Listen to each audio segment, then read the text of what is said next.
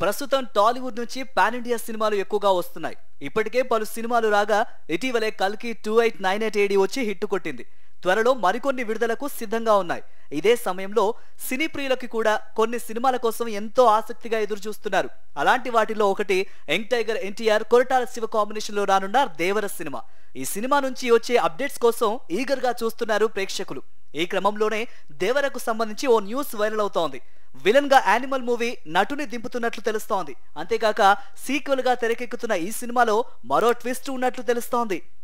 ప్రస్తుతం దేవర డబ్బింగ్ పనులను శరవేగంగా జరుపుకుంటోంది. సెప్టెంబర్ 27న రిలీజ్ ని ప్లాన్ చేస్తున్నారు మేకర్స్. ఈ సినిమాలో ఎన్టీఆర్ సరసన బాలీవుడ్ బ్యూటీ జాన్వీ కపూర్ హీరోయిన్ గా నటిస్తోంది. అలాగే బాలీవుడ్ స్టార్ సైఫ్ అలీ ఖాన్ ఈ సినిమాలో విలన్ గా కనిపిస్తున్నారు. ఈ సినిమాకు యంగ్ మ్యూజిక్ సెన్సేషనల్ అనిరుద్ సంగీతం అందిస్తున్నాడు. సెప్టెంబర్ 27న ఈ సినిమా గ్రాండ్ రిలీజ్ చేయనున్నారు.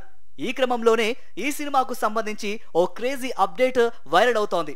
దేవర ఫ్రాంచైజీలోకి మరో నటుడు చేరనున్నట్లు తెలుస్తోంది.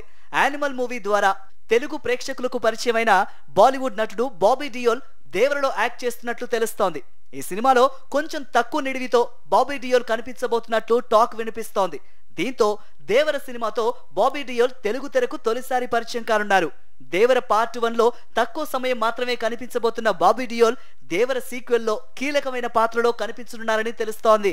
అయితే తారక్ నటిస్తున్న 2 సినిమాలకు ఈ యానిమల్ విలన్ పేరు వినిపించడం సోషల్ మీడియా వేదికగా హాట్ టాపిక్ అవుతోంది.